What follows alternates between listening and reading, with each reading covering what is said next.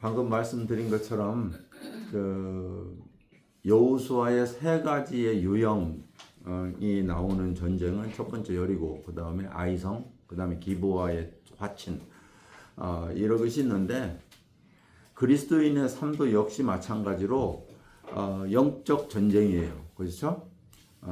그리스도인의 삶은 여러 가지 그 난관에 부딪히기도 하고, 타협되기도 하고, 실패하기도 하고, 혹은 성공하기도 하고, 이러한 반복의 삶이 그리스도인의 삶이란 말이에요. 근데 그러한 삶이 여호수아에서 거울로 우리에게 비춰지는 거예요. 그러니까 구약 성경 자체가 우리들에게 직접 적용은 안 되잖아요. 우리가 뭐 여리고를 점령하거나 하거나, 오늘 앞으로 전쟁할 때 보면 뭐 그 7바퀴를 돌면서 나팔을 분다. 우리 나팔 안 불잖아요. 그런데 최정기 지사님만 빼고 나팔을 안 불어요. 근데 오늘 안 오셨네. 그 나팔을 불어서 뭐 여리고가 점령되고 이런 건 아니잖아요. 그럼에도 불구하고 그러한 그 역사적 사건이 이것은 분명히 있었던 사건이에요. 지금으로부터 약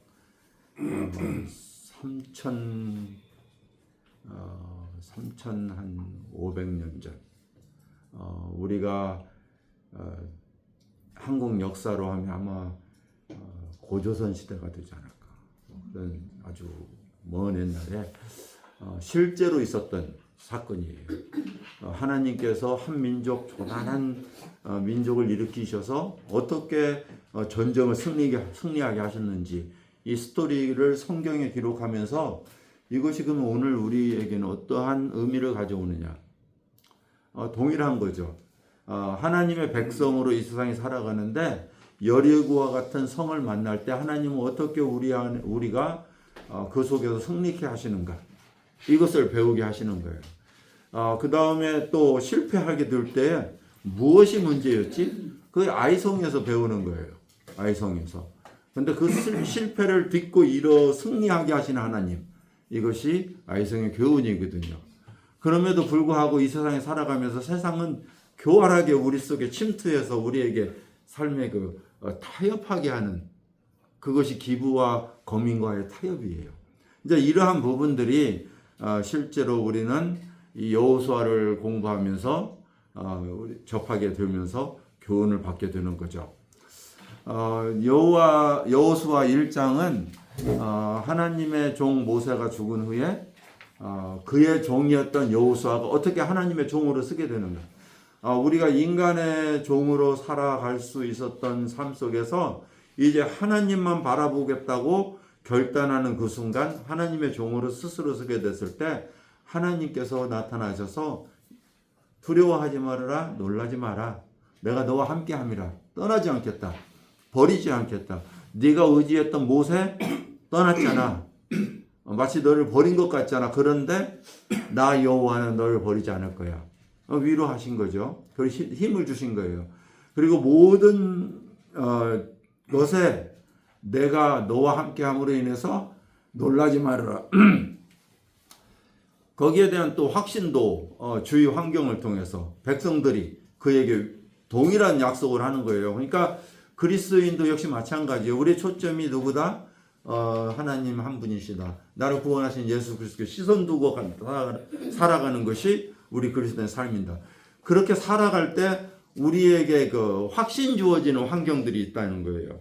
여러 가지 주위에 있는 믿음의 가족들을, 형제 자매 또는 이웃, 여러 주위의 환경을 통해서 나와 하나님이 함께 하시는구나. 그것을 위로하시고 확신 주시는 이러한 시간들이 우리에게 있다는 거죠. 그럼에도 불구하고 영적 전쟁은 치러져요. 그리스도인들이 그리스도인이라는 정의는 뭐냐면 죄인이 구원받아 예수 그리스도 안에 영생을 가진 자로 하나님의 나라를 살아가는 백성, 그 그리스도인이에요. 이 그리스도인들이 하나님의 나라를 살아가는, 하나님의 인도하심을 받고 살아가는 그런 과정에서 광야 같은 세상도 있지만 하나님의 약속의 내 안에 있는 약속의 땅을 점령하는, 약속의 땅은 뭐예요? 하나님이 우리에게 주시는 풍요로운 삶, 정신적인 것도 있고요.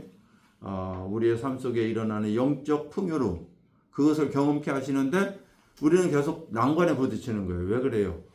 악한 환경이 있잖아요. 여리고와 같은 성이 도사리고 있는 거예요. 도저히 깰 수 없는 것 같은 그것이 그 인간관계일 수도 있고요. 혹은 그것이 나를 미워하는 어떤 사람일 수도 있고, 직장일 수도 있고, 경제적인 것일 수도 있고, 자녀 문제일 수도 있고, 이러한 것들을 어떻게 우리는 극복해 나가느냐. 이것이 여호수아가 우리에게 주는 교훈이라는 사실이에요. 지금 1장에서는 하나님과의 관계성 했죠. 오늘은 무엇을 하는가 보냐면 그 땅을 점령하기 위해서 하나님이 사흘 후면 너는 요단을 건너갈 거야. 내가 약속의 땅에 건너가게 할 거야. 이제 기대가 잔뜩한데 그 다음에 무엇을 하는지 보세요. 정탐하는 거예요. 그것이 과연 어떤 땅인가 하고 정탐해 보는 거죠. 예수님께서 교훈하시는 마태복음에 보면 너희 어떤 사람이 전쟁에 나가기 전에 기억하세요? 무슨 말씀하시는지? 너희가 전쟁에 나가기 전에 과연 우리가 승리할 수 있을까? 적군은 몇 명인가? 우리는 몇 명인데 과연 싸워서 이길 수 있을까? 이러한 것을 헤아려 보지 않겠느냐. 그렇지 않고 무식하게 나가서 실패하는 것이 지혜로운 것이냐 하는 말씀을 하시는 걸 여러분 그 복음서에서 들었을 수 있었어요. 자, 동일한 거예요. 우리가 전쟁을 하는 것은 전쟁은 누구에 속했다? 하나님께 속했다. 그럼에도 불구하고 실제로 전쟁하는 것은 하나님 백성들이었던 거거든요. 자, 물론 중동 시대에 고대 중동 시대에 수많은 오늘날의 전쟁이 많죠. 근데 수많은 전쟁이 있었는데 그 시대 사람들은 전쟁을 신들의 전쟁으로 보았어요. 이 민족과 이 민족이 싸우면 어느 신이 더 크냐. 그래서 승리케 하신 거예요. 그래서 그 나라가 점령하면 그 나라 신에 복종하게 되는 거예요. 그러니까 하나님께서는 어떻게 해요? 전쟁은 내게 속했어. 나는 온 우주의 신이다. 그러니까 두려워하지 마. 내가 다 승리케 할 거야. 이런 하나님이셨거든요. 자, 그런 하나님을 믿던 이스라엘 백성들은 마음이 든든할 수 있는 거죠. 과연 요단강 저편에서 그렇게 승리케 하셨어요. 자, 그러므로 인해서 여리고 사람들은 어땠어요? 오늘 본문 말씀 여러분 공부하실 때 여리고 사람들은 어땠어요? 우리가 그 소문을 듣고 마음이 녹았다. 이 마음이 녹았다는 건 뭐예요? 싸울 용기가 없는 거예요. 진짜 무장 해제죠. 예. 그러한 하나님이 자기 자신을 증거하셨어요. 요단강 저편에서. 그러니까 이제 건너오면 여리고성은 지금 두려운 거예요. 그러니까 어떻게든 지켜야 되고요. 그래서 첫 번째 한 게 뭐예요? 그 땅을 정탐케 했던 거예요. 이게 오늘 이야기죠. 자, 오늘 가나안 정복 정착 전쟁을 시작하면서 첫 번째 만난 것이 뭐냐면 가장 요새화됐던 성읍이었어요. 여리고였는데요. 무너질 것 같지 않는 그러한 그곳에 옛날 같으면 어때요? 돌아가려고 하죠. 기억나세요? 가데스 바니아에서 12정탐꾼을 보내놨더니 우리 모세 말고 다른 지도자 세우고 애굽으로 돌아가자. 그랬던 거죠. 그런데 지금 40년을 돌아왔잖아요. 그리고 광야에서 태어난 사람 아무도 없고 애굽에서 출발한 사람 아무도 없고 이제 광야에서 태어난 자들만 남았으니 이 사람들은 돌아갈 고향이 있어요, 없어요? 없죠. 돌아갈 수는 없고 이거 어떻게? 어차피 가야 되는 거예요. 이제 무조건 가야 되는데 그 땅이 어떤 땅인가 정탐하라고 하신 거죠. 자, 그래서 이 2명의 정탐꾼을 보내요. 근데 그 2명의 정탐꾼이 들어간 뒤에 그 한 여자를 만나게 돼요. 그 여자가 누구냐면 라합이라는 기생이었죠. 자, 라합이라는 기생이 그 정탐꾼을 숨겨주는데 그 집은 어디에 있었다? 성벽에 있었다. 예, 성벽에 있었는데 그 성문으로 들어와 방문객들, 나그네들이 묵는 여관과 같은 역할을 하는 장소였을 것으로 보는 거죠. 그리고 숨겼는데 왕이 그 소리를 들었다는 거예요. 정탐 안으로 들어온 두 사람이 있다 하는 소리를 들은 거예요. 그래서 어떻게 했어요? 그들을 잡으려고 왔는데 라합 집에 들어가더라 하는 소리를 들은 거죠. 그래서 라합 집에 왕의 부하들이 들어와 그들을 끌어내라 라고 말하는 거예요. 자, 그 스토리가 1절에서 7절에 있어요. 그런데 라합이 거짓말을 하고 보냅니다. 그들이 나갔으니 뒤돌아가면 잡을 것이야. 그래서 부하들은 성 밖으로 나갔고요. 이제 그 후에 라합은 지붕 위에 감추어 놓은 그 사람들을 이제 찾아갑니다. 보통 그곳은 성벽이 위에 있고요. 지붕은 평평한 곳이었어요.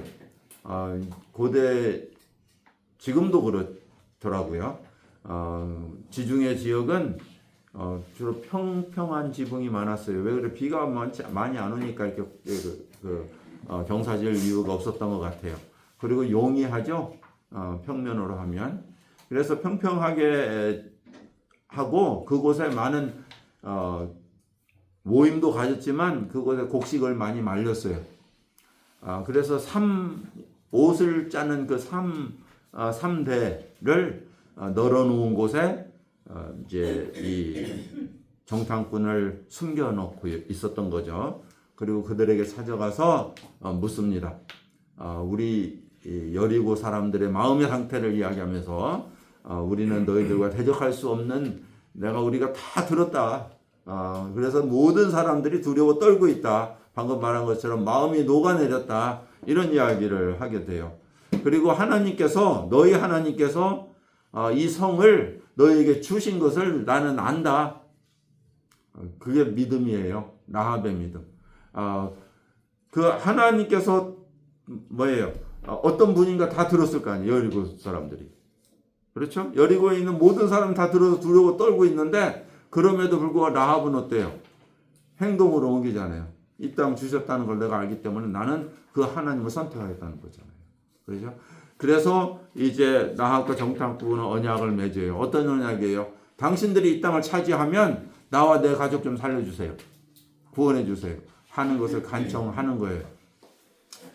자, 그랬대 이제 정탐꾼들이 네가 마음에 배반만 하지 않는다면 내가 너희를 살려줄게. 그 대신 한 가지 조건이 있어.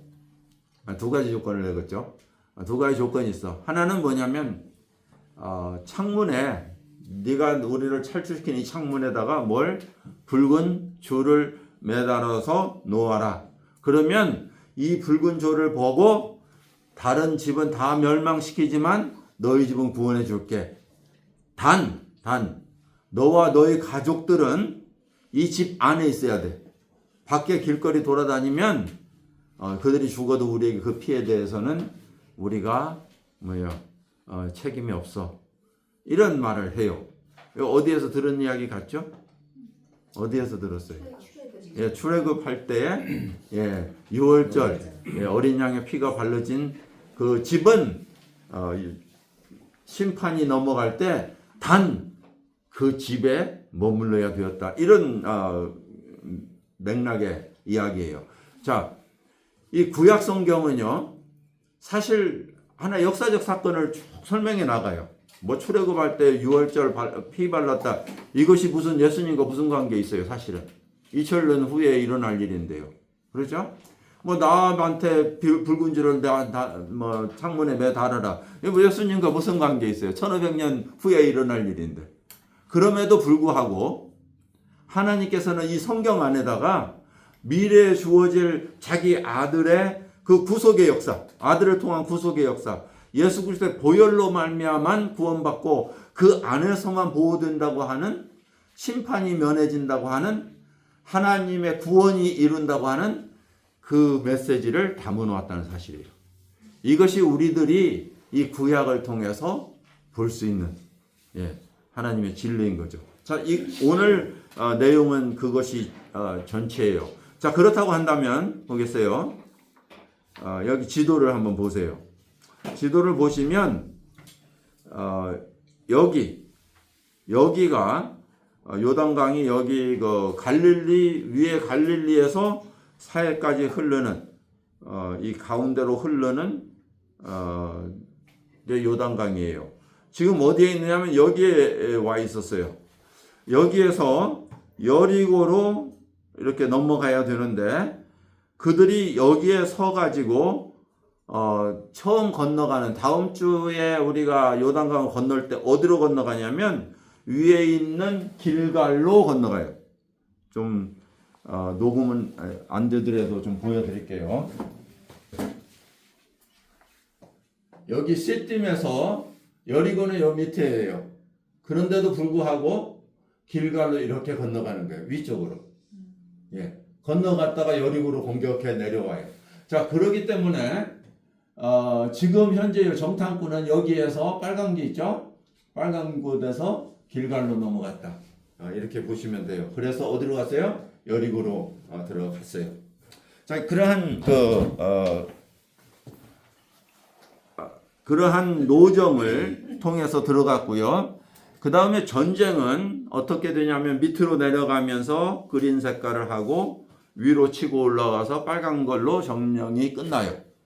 자, 그래서 이 요단강 건너편에서는 므낫세 반지파, 루벤, 그다음에 단지파 이 세 지파만 요단강 건너편에서 유업을 받는데요. 그것이 파랑색이에요. 파랑색. 그리고 요단강을 건너가면 밑으로 내려가면서 그린 색깔이 있어요. 그죠? 그곳은 유다, 베냐민 지파들, 단지파 이 세 지파가 그쪽으로 자리를 잡게 돼요. 그리고 위쪽으로 올라가면서 나머지 10지파가 자리를 잡아요. 10지파가. 그런데 그 10지파가 자리를 잡은 그 나라가 바로 훗날에 이스라엘이 되는 거예요. 북방왕국.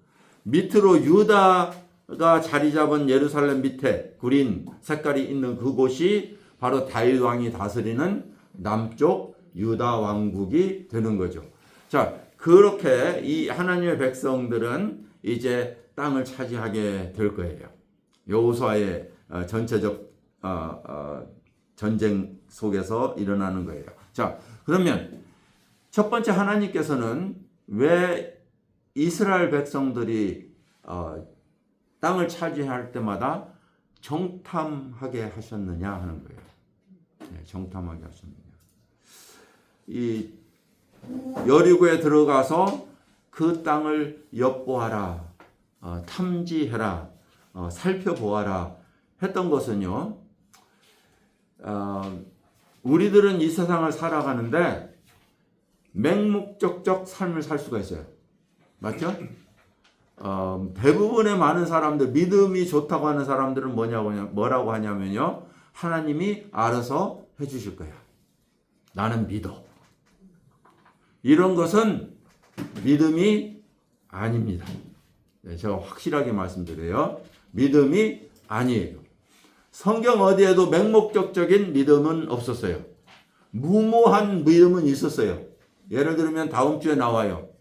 요단강이 물이 3m나 되는데 발로 내디뎌요. 물 퐁당 들어가요. 빠져 죽을 텐데. 베드로가 풍랑치는 바다를 발로 내디뎌요. 무모하죠. 그렇지만 알아서 해줄 거야 하고 퐁당 빠지지는 않아요. 무슨 말씀인지 이해되죠? 예.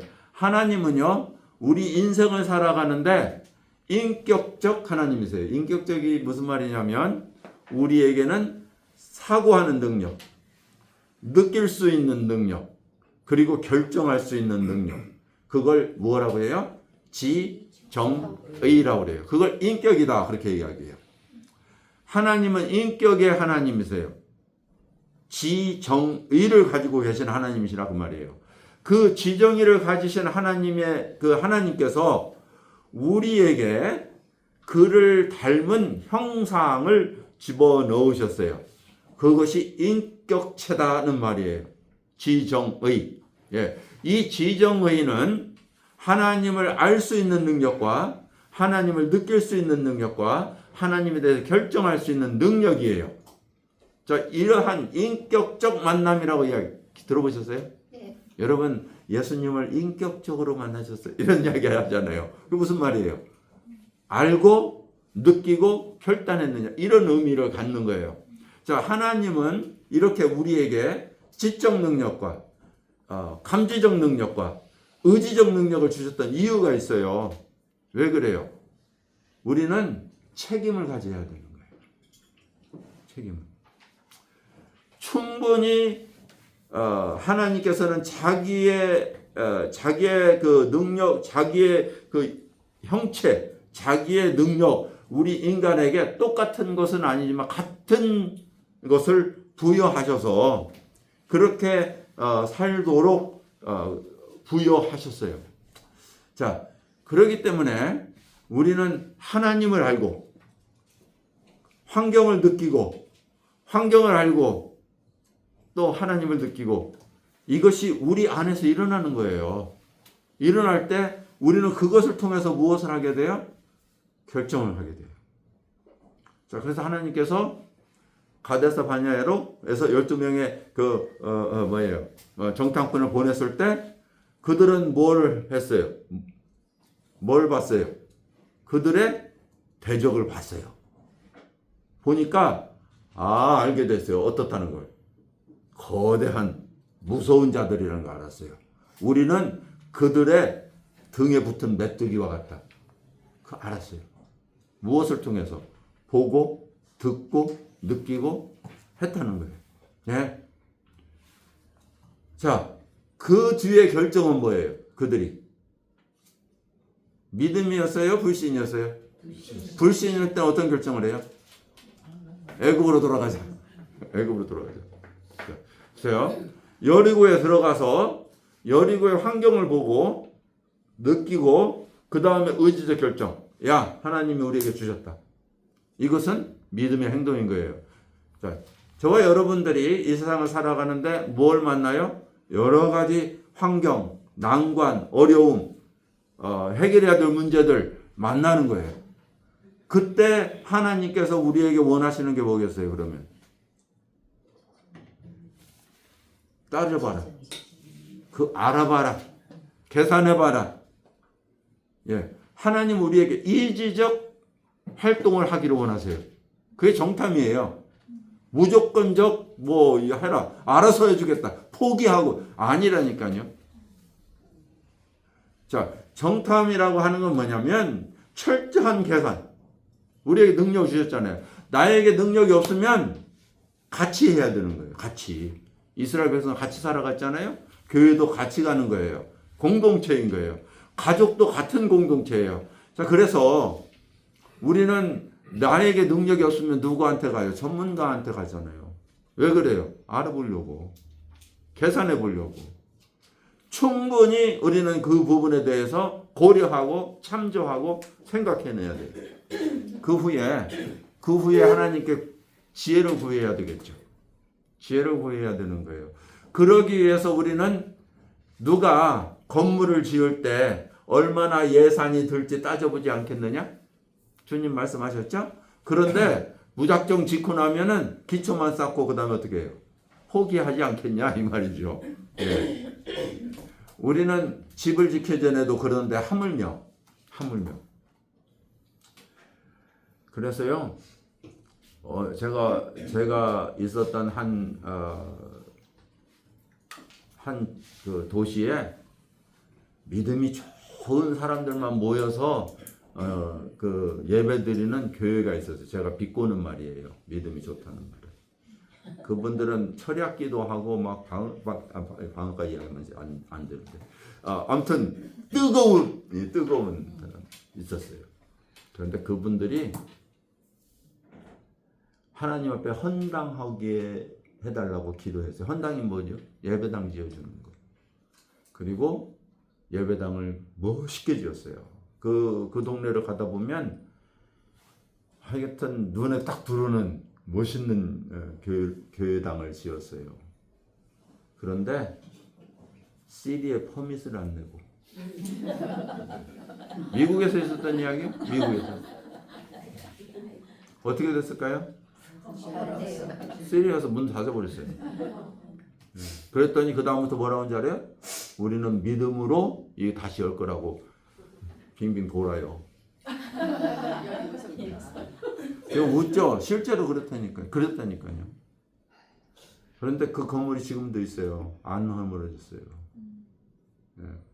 제가 그 동네를 갈 때마다 좀 마음이 그래요. 이것이 믿음인가? 우리는 참 무모한 믿음을 가지고 있어요. 그러나 하나님께서는 우리에게 그렇게 말씀하지 않으세요. 믿음은 나를 신뢰하는 것이지만 절차가 있는 거예요. 자, 이제 엿보라 그리고 들어갔어요. 그런데 하필이면 기생의 집에 기생의 뭐 능력 있는 사람 왕의 집에 들어가든지 무슨 대신에 장관의 집에 들어가든지 그래야 되잖아요. 기생의 집에 들어갔어요. 천시받고 무시당하고 능력도 없고 그러한 여자 집에 들어갔다는 사실이에요. 그럼에도 불구하고요, 하나님은 그를 통해서 어때요? 역사하시더라는 거예요. 우리가 꼭 무엇을 따져보거나 알아볼 때 뭐 유명한 꼭 그 분야의 최고의 이러한 것이 아닐 수도 있다는 거예요. 하나님은 우연히 참 이상한 사람을 만나게 하셨는데 그 사람을 통해서 하나님은 역사하시더라. 해결해 주시더라. 이거 저의 인생을 살면서 간증할 것 있을 거예요. 저와 제 아내는요, 목회를 했지만 거의 자비랑 사업하고 직장 다니며 이렇게 했어요. 그런데 사업을 3번 말아먹었어요. 안 돼. 망쳤어. 자, 이런 과정에서요. 여러분 사업 한 번 문 닫아도 힘들죠? 아시는 분은 아실 거예요. 렌트비도 안 나오니까요. 리즈는 무식하게 10년씩 해놓고요. 이게 깨지질 않는 거예요. 그 사람들은 안 해주죠. 랜로드들은. 그런 환경에서요. 우연히 형편없는 초라하게 옷도 대려입지도 않는 어떠한 여자가 손님으로 들어와가지고 그분하고 이야기하다 그분이 엉뚱한 변호사인 걸 알았어요. 집하는 변호사. 예, 근데 집하는 변호사가 이걸 어떻게 해결해 줘요? 그런데 그분을 통해서 해결하셨어요. 그분이 변호사협회 총무였어요. 자기가 이메일로 모든 변호사에게 뿌렸어. 우리의 상태를. 그랬더니 그 중에 도와주겠다는 사람이 나타나고. 이렇게 일하세요. 네, 제가 간증을 간단하게 했어요. 왜냐하면 길게 하면 끝없는 이야기니까요. 여러분, 우리는 사람의 능력을 기대하는 것이 아니라 하나님의 인도하심을 기다리는 것이다. 예. 하나님의 인도하시는 그 섭리 가운데서 해결하시는 하나님이 있으세요. 그 속에서 또 하나님은 뜻을 이루신다 하는 사실이에요. 자, 그런데 이 라합 보세요. 얼마나 두려웠겠어요. 그러죠? 이 왕의 신하가 왔어요. 그들은 칼을 찼을 것이고요. 그들은 어때요? 장대했을 거고요. 거구의 남자들이 지금 왔어요. 몇 명이 왔는지 몰라요. 막 척척척척 하고 와가지고 너 숨겼지? 어딨어? 끌어내. 지금 어떻게 해서 이 여자가 잔뜩 쫄아 있었을 거예요. 그런데 이 여자의 행동은 뭐였냐면요. 그 앞에서 거짓말을 해요. 누구를 살리려고? 하나님의 사람을 살리려고. 많은 사람들은요. 성경에서 거짓말을 해도 하나님은 선이냐 이런 것을 여기서 물어봐요. 그러나 이 성경에서 하나님은 이 라합의 거짓말을 거짓말이다 정죄하지 않으세요. 자, 무슨 말이냐면요. 우리가 하나님의 전쟁사에서 사람을 속이는 것, 기만하는 것, 이것조차도 뭐예요? 뭐라고 불러요? 지혜라고 불러요. 지혜라고 불러요. 전쟁을 승리하기 위해서 속이잖아요. 그죠? 자, 거짓말한 것을 하나님은 인간 측에서는 거짓말인데 하나님의 뜻을 이루면 그걸 뭐라고 불러요? 선이라고 부른다니까요. 자, 이것이 그러면 어디까지가 우리가 하나님이 이해하시는 거짓이고 선이냐 하는 부분이 기독교적 윤리에서 다루는 부분이에요. 좀 어렵죠. 그래서 우리는 어디까지 보느냐면요.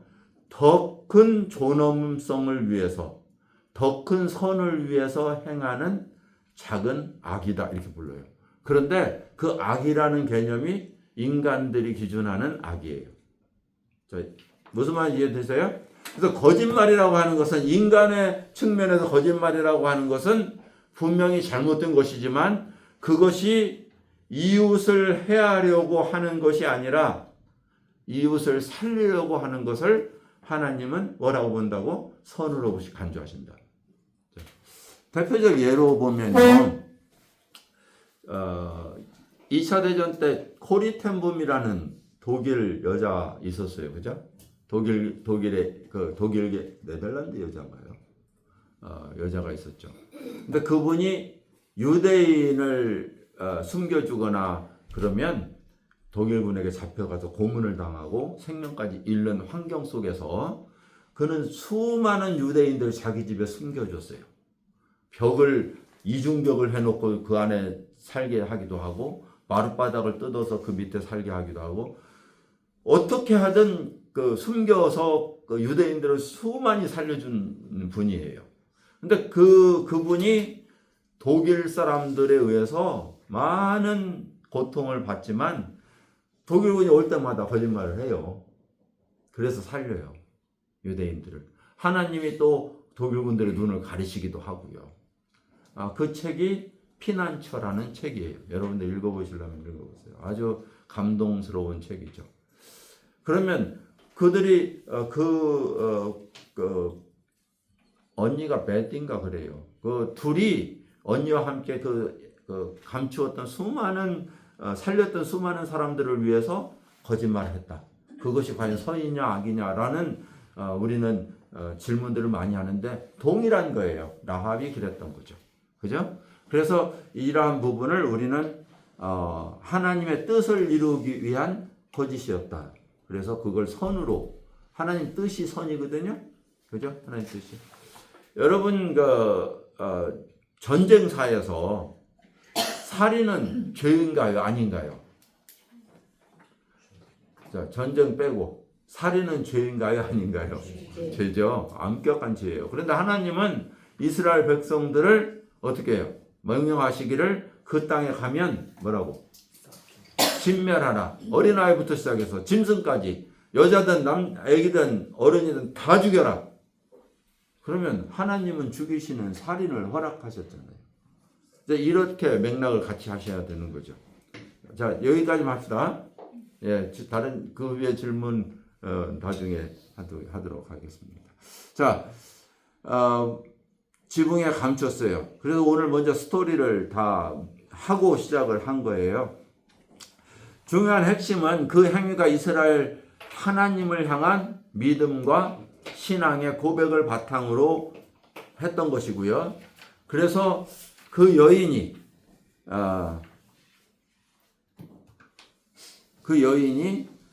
하나님의 백성의 대표였던 정탐꾼들을 숨겨서 하나님께서 무엇을 행하시는가를 행하고 계시는 그 역사를 동참하게 되는 걸 볼 수 있어요. 자, 결국 라합은 구원자이신 예수 그리스도의 족보에 등장하게 되죠. 예, 마태복음에 보면 그 여인이 나오고 있어요. 자, 이제 라합이 지붕으로 올라갔습니다. 그래서 그때 라합의 고백이 나와요. 내가 당신들에게 목숨을 내놓고 구했습니다. 그런데 그 이유가 있어요. 그 이유는 뭐냐면 여호와께서 9절, 8절과 9절을 보세요. 여호와께서 9절이죠. 라합의 고백이에요.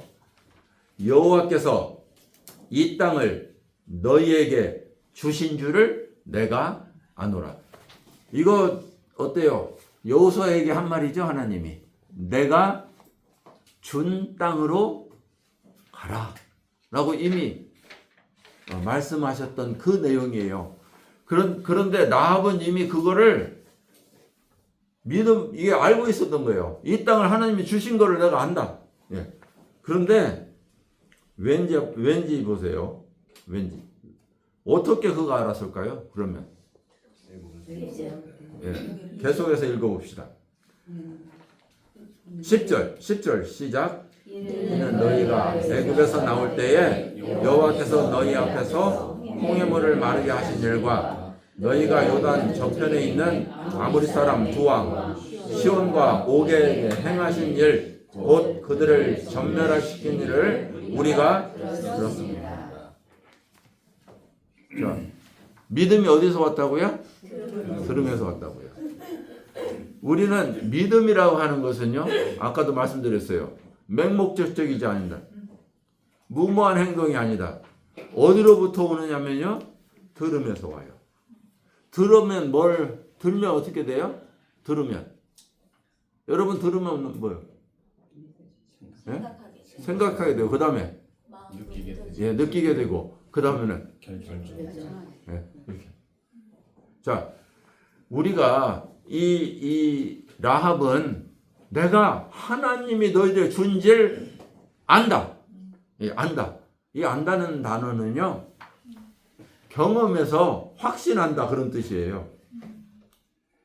어떤 때 사용하냐면 목사님이 설교 가끔 했죠. 남자가 여자를 안다는 것은 육체적 관계를 통해서 안다 이런 뜻이라는 사실이에요. 그러니까 이 마리아가 천사가 나타나서 네가 내년 아기를 낳을 거야. 그러니까 뭐라고 이야기해? 마리아가 내가 사내를 알지 못하거늘 이때 안다 그런 단어를 써요. 그러니까 무슨 이야기예요? 내가 경험해 보지 않았다는 사실이에요. 근데 이 경험하지 않은 하나님을 어떻게 얘가 경험한 걸로 알아요? 너무나 생생하게 들은 거죠. 생생하게. 아, 그 하나님? 그럼 어떻게 돼요? 그 다음에는 그 하나님이 이 땅을 점령한대. 이 땅을. 자, 그래서 우리 11절 보세요. 이 11절. 함께 읽겠습니다. 시작. 우리가 듣자 곧 마음이 녹았고 너희로 말미암아 사람이 정신을 잃었나니 너희의 하나님 여호와는 위로는 하늘에서도 아래는 땅에서도 하나님이시라. 이게 누구의 믿음이에요? 라합의 믿음이에요. 이 라합의 믿음은요, 내가 죽으면 죽더라도 하늘에서도 하나님, 땅에서 하나님을 내가 섬기겠다는, 내가 인정하고 지금 알고 있는데 경험했는데 내가 무엇이 두려우랴 이거예요. 놀라운 결단이었죠. 예. 그의 신분, 그의 사회적 위치, 어느 누구도 그를 인간으로 취급하지 않던 시대, 그 시대에 살던 한 여인의 결단이에요. 이 결단이 무엇을 만들어내냐면 하나님의 백성 200만을 이 여리수 고성으로 건너오는 담대함을 주게 돼요. 야, 가자. 우리가 취하리라. 이 한 여인. 여러분, 그러기 때문에 히브리서에 믿음의 사람 중에 라합이 들어가요. 라합이. 히브리서에. 많은 사람들이 거기에 등장하지 않지만 라합이 믿음의 사람 중에 등장한다는 말씀이에요. 네.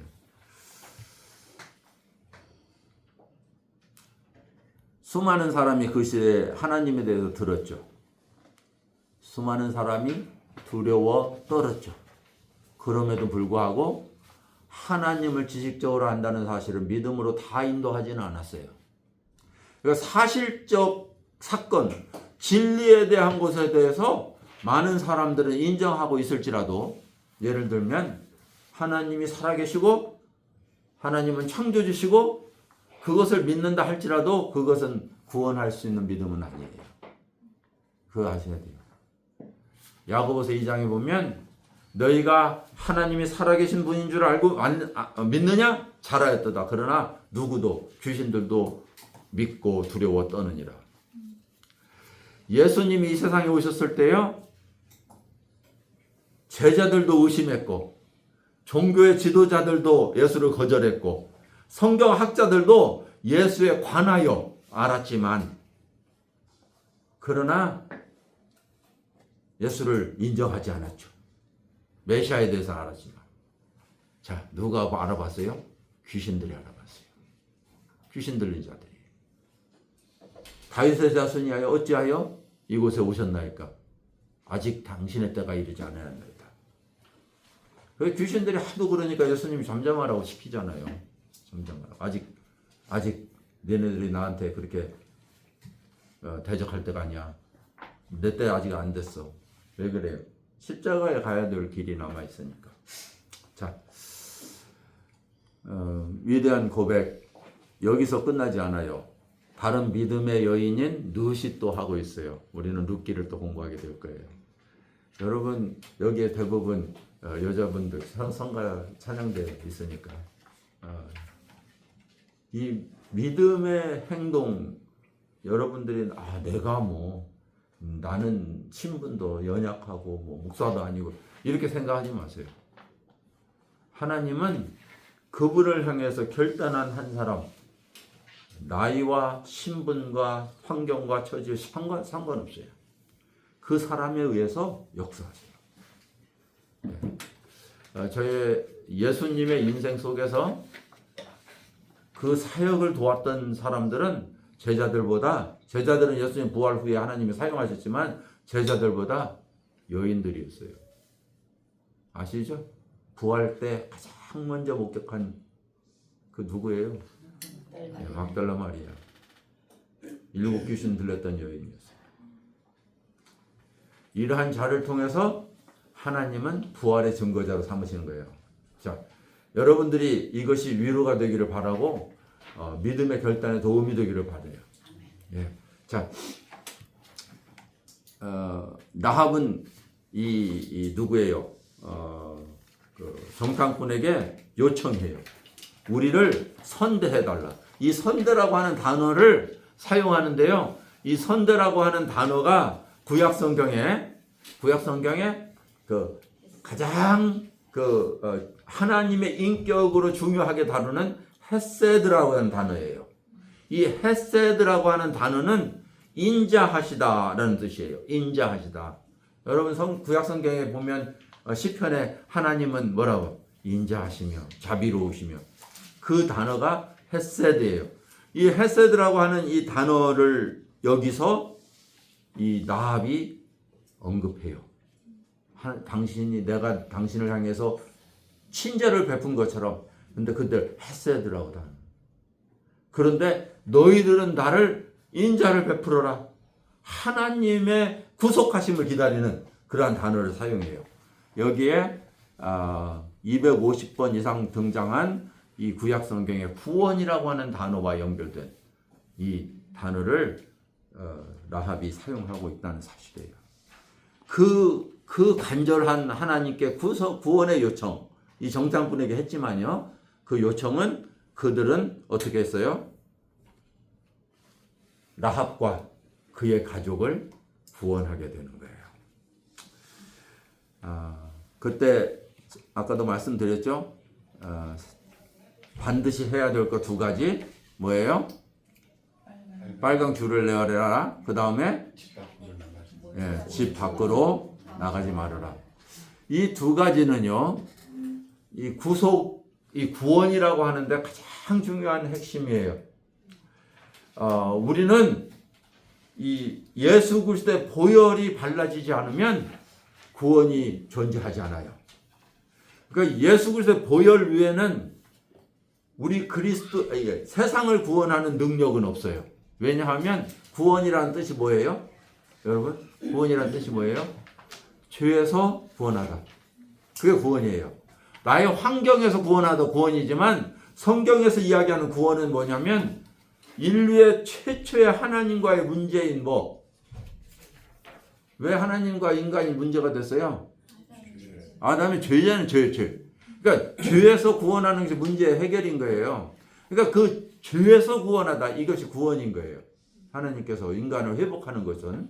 근데 그 죄에서 구원하기 위해서는 반드시 뭐가 치루어져야 돼요? 희생. 예?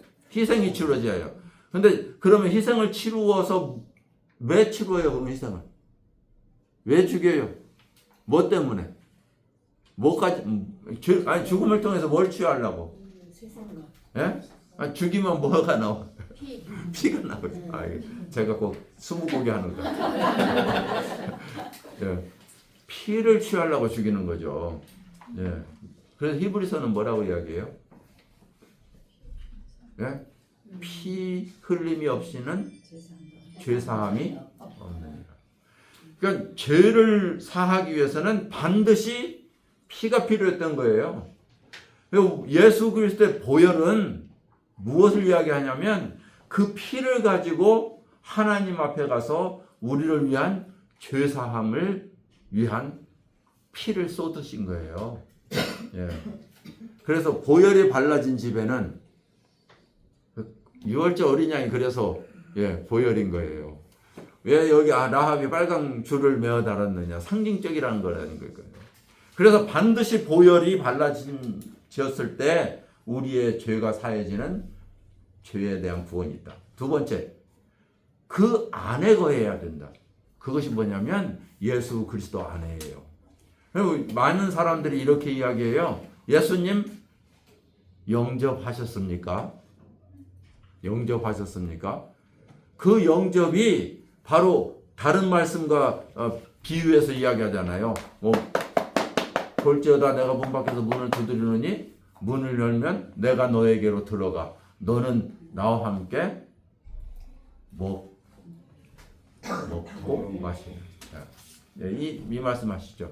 자, 이 예수 안으로 들어간다고 하는 사실, 그것은 영접이라고 하는 단어와 연결되어 있죠. 그렇죠? 예수가 내 안에, 내가 예수 안에. 그래서 보혈이 발라진 사람은 그리스도 안에 들어가는 거예요. 제가 예수 그리스도 안에 있다는 말씀을 굉장히 여러 번 설명했어요. 그렇죠? 예수 그리스도와 연합. 예수 그리스도와 함께 죽고 예수 그리스도와 함께 삶으로 인해서 우리는 연합되는 것이다. 내가 그 안에, 그는 내 안에. 우리는 그와 더불어 살아가는 존재가 그리스도입니다. 그러므로 라합에게 정탐꾼이 이야기한 거예요. 그 안에 거하라. 내 안에 거하라. 예수님 말씀하셨죠. 내 안에 거하면 포도나무가 스스로 그 가지가 절로 열매를 맺지 못하지만 내 안에 거하라. 그러면 너희가 많은 열매를 맺을 것이다. 우리에게 세상을 정복하고 승리할 수 있는 비결, 첫 번째, 그리스도 안에 거하는 것. 자, 기도하겠습니다. 아버지 하나님, 오늘도 이 여호수아의 말씀을 통해서 저희들을 교훈하시고 또 때로는 두렵게 하시지만 또 때로는 가르쳐 주셔서 무엇이 하나님을 향한 믿음인지, 그리고 우리가 어떻게 행해야 될지를 다시 한번 새롭게 우리 영혼을 깨워주시니 참 감사합니다.